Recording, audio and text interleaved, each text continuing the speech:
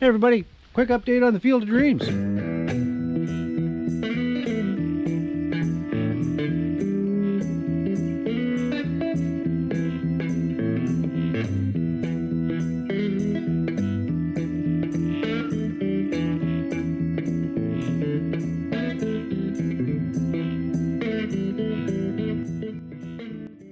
Well, the work on the Field of Dreams continues, and there's been a lot of changes in the last little while. Fellow pilot, Dryden Flying Club member Marty Lappage brought his grader over and spent about a day and a half working on the runway.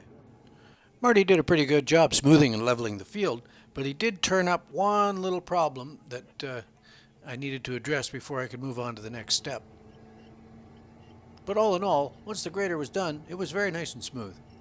The problem that turned up after the grading was this bloody great rock that was just sticking out, just the top of it was sticking out of the runway right around the midway point. So initially I thought I could maybe dig it out, but it turns out it was a large rock. So here we are. Plan B was the jackhammer. So I rented a jackhammer, and I spent the better part of a day pulverizing the top of this rock and chiseling it down and eroding off about the first 6 inches or so of that rock, 6 or 8 inches of that rock I took off, while Brian was busy running the tractor back and forth with the harrows. So yeah, that was a lot of fun, but I'm glad it's done now. The rock is well below the surface and has been buried, and you'd be hard-pressed to find it now. Wait, what? Did he say harrows? Let me back up a bit. So we're going to take this set of harrows out to the field. So Kevin Glenister was kind enough to lend me this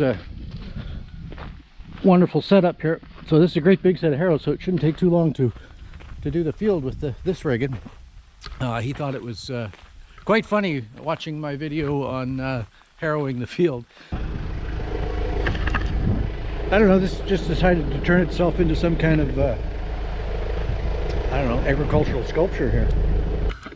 If at any time it looks like I know what I'm doing with these things, it's purely coincidental. I have no idea what I'm doing with these, but when I said I have no idea what I'm doing, he believes me. So with his help, we're going to get this out to the field. We're going to get it harrowed, and then we're going to get it ready for seeding. So coming soon. Stay tuned. So Stella and Loki and I jumped in the truck and headed to the Field of Dreams. It's only about a mile from the house. And the dogs really love going out there because they get to run around and act like dogs. So, down the road we went.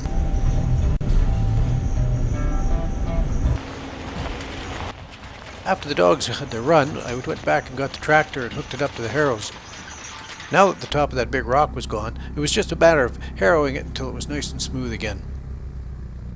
And once again with the harrows, it's just driving back and forth, and letting them do their thing. It's kind of time consuming, but it does produce some real nice results. Here you can see it's turning out pretty darn good. The next step will be seeding. And for that, once again, Kevin Glenister has come through with some cool parts. I got the gizmo hooked to the back of the truck. I got a battery in the back of the truck with a switch. Turn the switch on. Oh, turn the switch on. And it works. And I built the gizmo big enough where the tailgate can still be opened. So, yeah, let's try seeding. So Kevin lent me his seed broadcaster there, a little electric deal that he had modified a mount to work on the tractor, and then I just kind of further modified it to fit in the receiver hitch of the back of the truck there, and used the wife's truck to pull it around. This worked out rather well. I kind of rode around the back of the truck while Brian was driving and kept the seed hopper full, although the wife was not terribly pleased with the amount of dust and dirt that was in her truck when we were done, but it worked. After seeding, it was time to use that big roller that I built.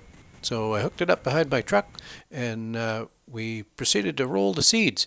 After that, we do what every farmer does. We wait for rain. So after a couple of hard days of work at the field, sitting by the fire and relaxing was in order. And then the following day, Brian and I jumped in the Raven. We went for a little rip, had a flight over the Field of Dreams to have a look at our progress, and then we went for a little ride down to Nestor Falls for lunch. I really want to thank Brian for all the help that he's provided this summer working on the Field of Dreams. So yeah, taking him down to Nestor Falls for lunch seemed like a pretty fair deal, and he was happy and I was happy. Stay tuned to the channel for more updates, and thanks for watching.